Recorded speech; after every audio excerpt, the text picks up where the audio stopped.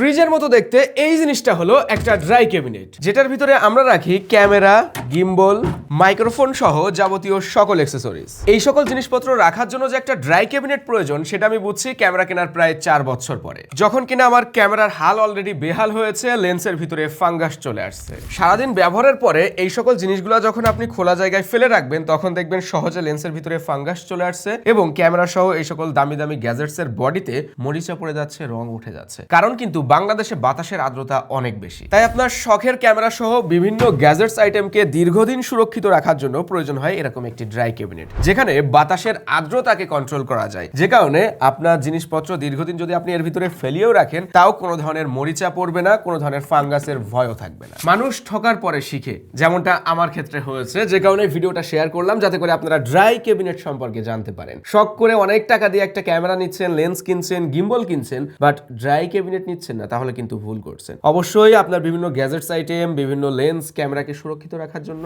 Dry cabinet নিতে পারেন। আর এই জিনিসটা সম্পর্কে অনলাইনে রিসার্চ করলে আরো ভালোভাবে জানতে পারবেন। ভিডিওটি ভালো লাগলে লাইক করবেন, কমেন্ট করবেন আর শেয়ার করতে ভুলবেন না।